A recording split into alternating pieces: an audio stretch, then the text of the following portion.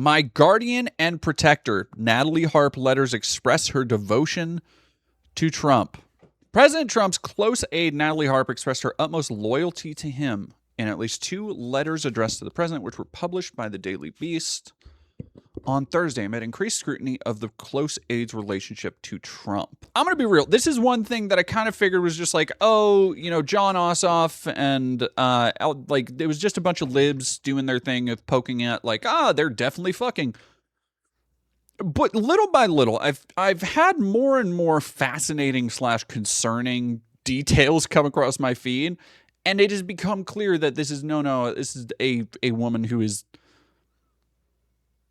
not well in a lot of ways. I want things to always be right between us, Harp wrote in one of the letters, which were printed out and signed. It began with, "Dear Mr. President," and concluded with all my heart, Natalie." Excerpts of one of the letters had previously been published by the New York Times. Harp's constant and dedicated presence at Trump's side has been in the spotlight. What the fuck does she do? Special assistant. Never takes a day off, rarely speaks on camera. One-woman conduit of information operating entirely outside the usual chain of command. She supplies him with content she fishes out of the social media gutter, like the video he posted depicting the Obamas as apes. Oh! And provides him with a view of the world from outside official Washington.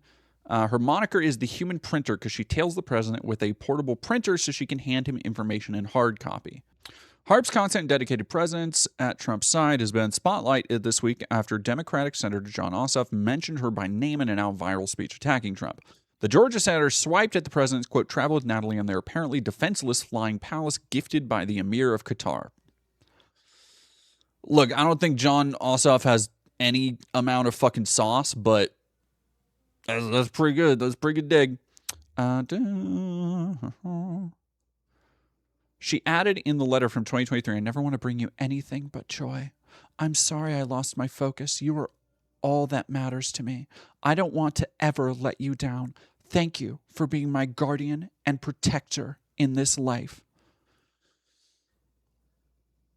Her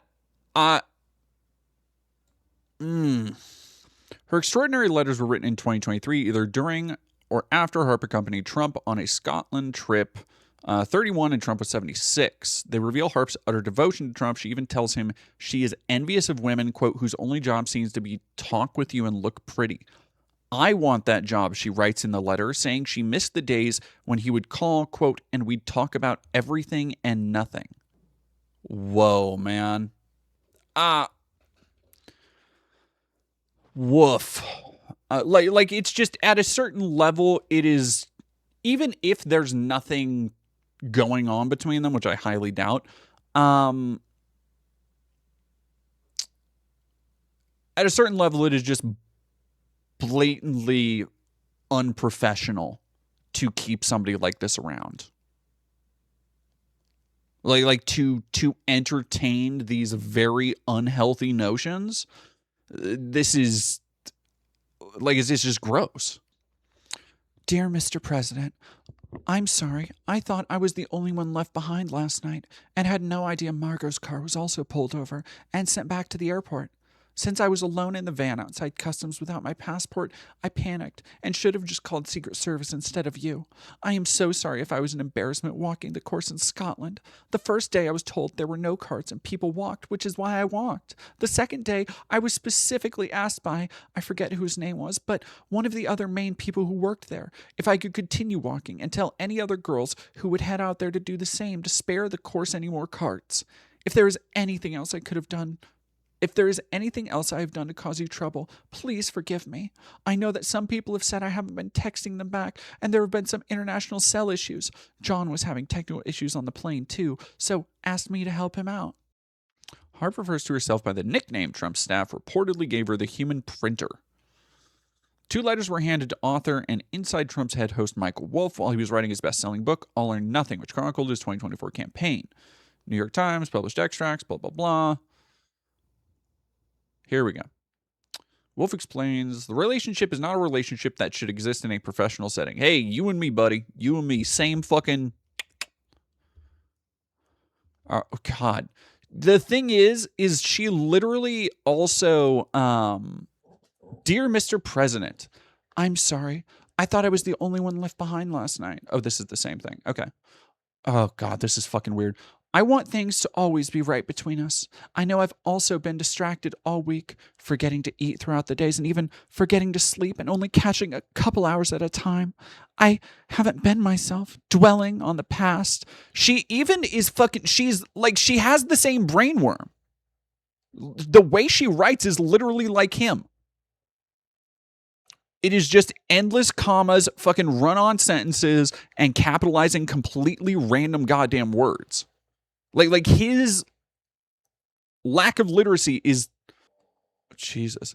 I haven't been myself, dwelling on the past and the pain of losing my dad. Ah, that explains it. All right, give me 1 second.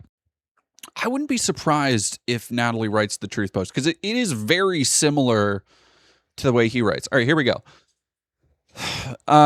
The pain of losing my dad, and I started letting the remarks of people who haven't bothered me before get to me. Not because I care what others think, but because I see myself being lowered in your eyes and good opinion. God, what? Like, there is something... There is something to a lot of these conservative women. Lauren Southern is doing a debate of, like, why she left the manosphere with Pearl Davis soon. And she called Pearl Davis her protege, and I'm like, no.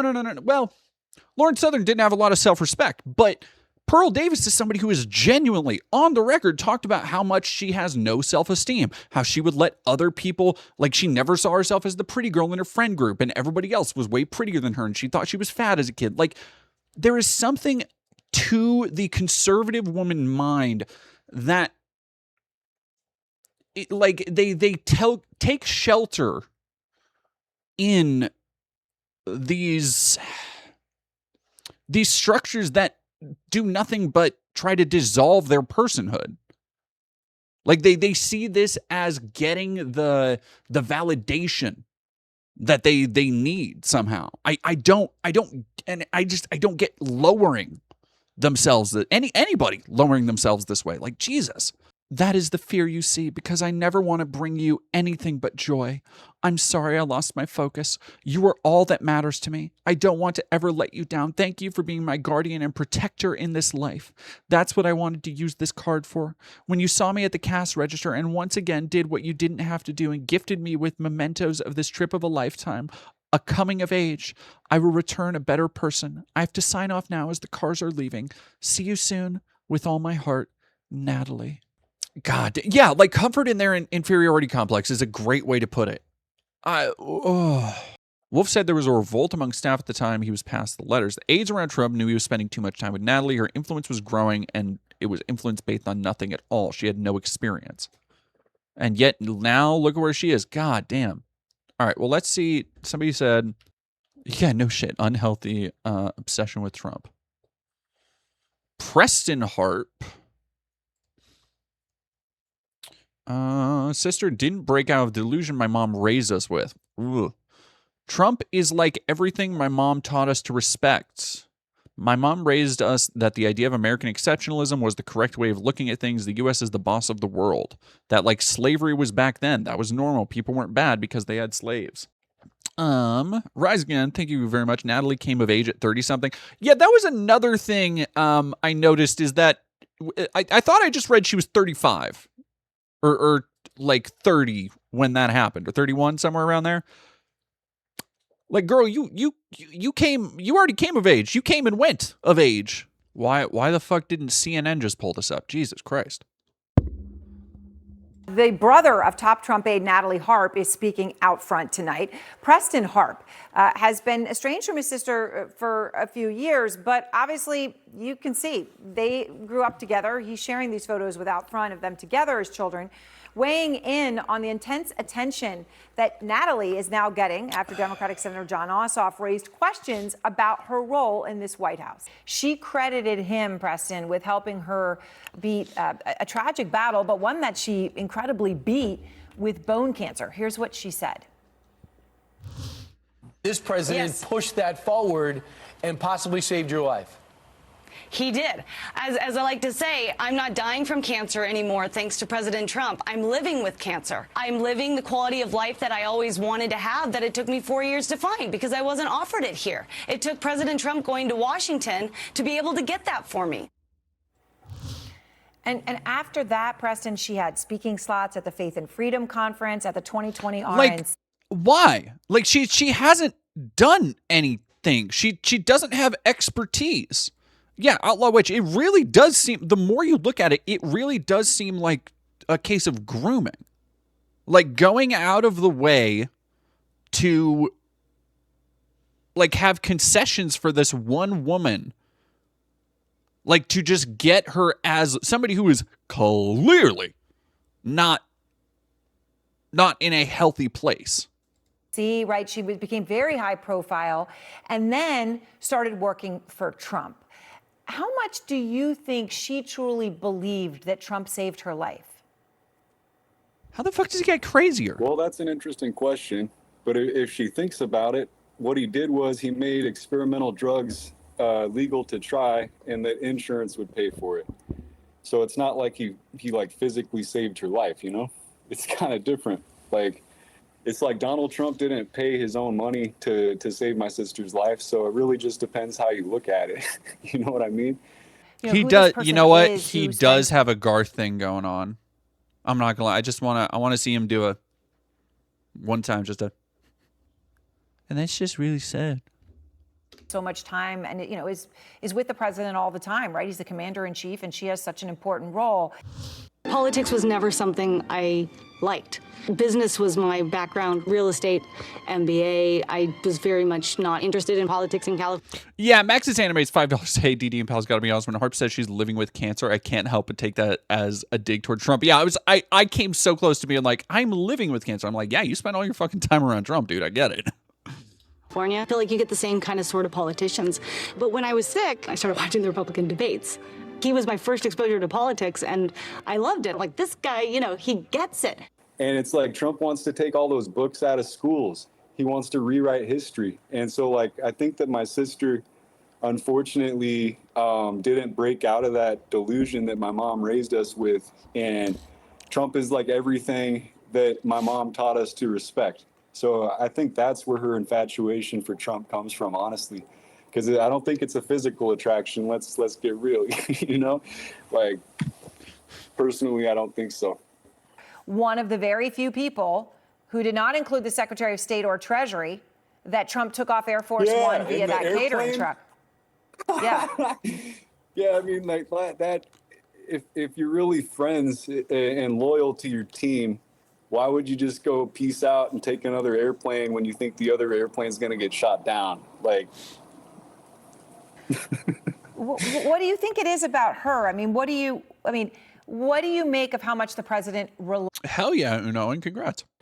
I want to ask you about something. I don't know if you knew about this. You probably didn't. But we're just breaking it here at CNN this hour. And that is, two sources, Preston, are telling CNN that your sister was involved, back in October 2023, right? The context here is Donald Trump's motorcade was going to leave Trump Tower for a court appearance, And they were all getting into the motorcade. Oh, yeah. There was sort of a screaming match about who was getting in what car. And it turned out that there wasn't room for Natalie. So she insisted. She said no. Trump had personally asked her to come to this court appearance, so she needed to be in the car. Now, according to these sources, the end result is that your sister jumped into the trunk of one of the motorcade vehicles to go to the court appearance in Lower Manhattan. That's really funny. I didn't even know about that. I mean, what is your reaction to that? I mean, yeah, Jake Hung. I love how they just got fucking Cheech over here being like, oh, that's crazy, dude. Like, what? How is that your reaction to that news, man? Just him just being like, that's great, man. I like this guy. Harp looks like every scientist brought to the U.S. under Project Paperclip that got together to summon the ultimate Nordic specimen with 100% German DNA. You're laughing, but I mean, is it funny or what? You know her, so that's why. I'm sorry. It's actually kind of sad. That's obsession. That's like an unhealthy obsession with someone if you're going to jump into the trunk of their car. Like. So I mentioned Maggie Haberman and Jonathan Swan's book, Regime Change, Preston, which of course I know you've heard a lot about it, but in that, Natalie's name became known to a lot of people, right? Prior to the whole NATO plane incident, she was in the book as an important player, and her role, her importance to the president became clear. They report that she left him, the president, a series of letters in personal spaces where she told him, "You're all that matters to me," in one, and another one she writes, "I want to bring you joy." And then they say that Trump said, "Your sister is the only one who loved him as much as his wife and kids." So what is your reaction to this? Does this sound like her, or the person that you knew well, your sister? Yeah. I mean, basically, I'd say since she was like 16, she's had an obsession with gosh, how do I explain this? 16? She's written letters to other presidents. Let me put it that way.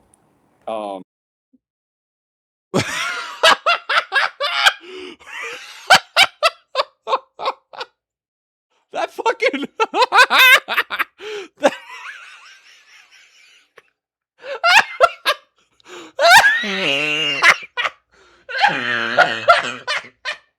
That fucking face is... I had my reaction, and then she made that face, and I was like, no, that's how I feel on the inside.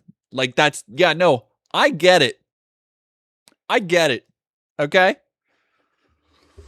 Ooh, that's... Oh my God, that's fucking funny. That is as genuine... We gotta roll that back. That's as genuine as a reaction as you can fucking get.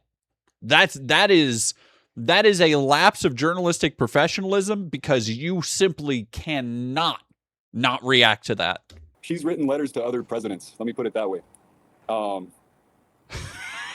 And so like her dream came true finally. Like you see her go through several phases of thought right there, where she's like, wait, hold on.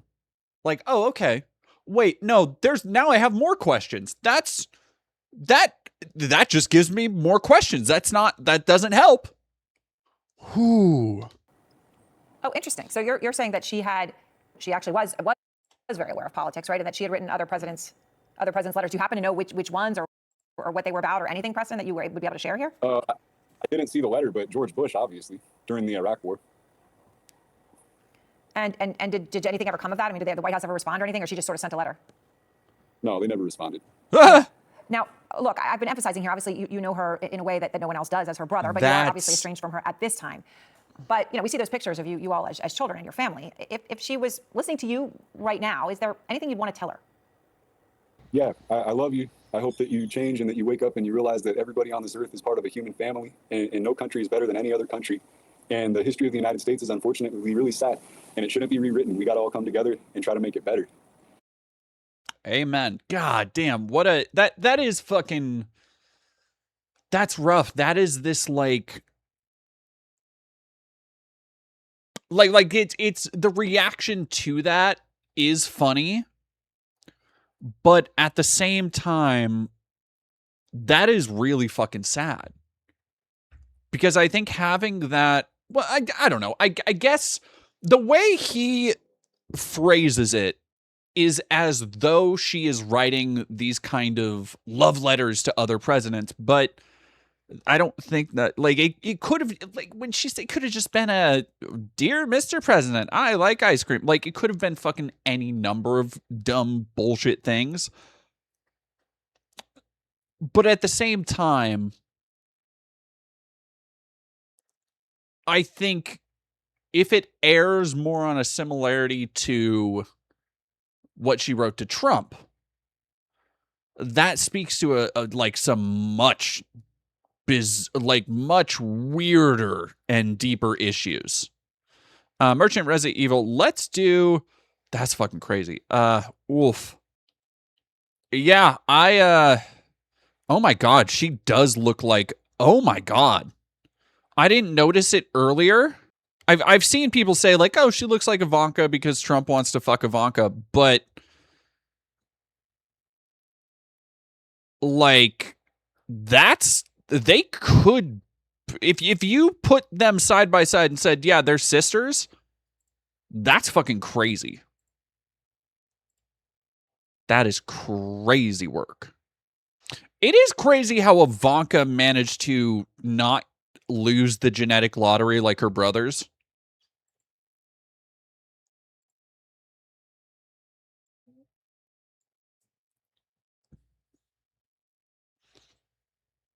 Yeah, I didn't realize. I want to get off Mr. Bones' wild rise. No.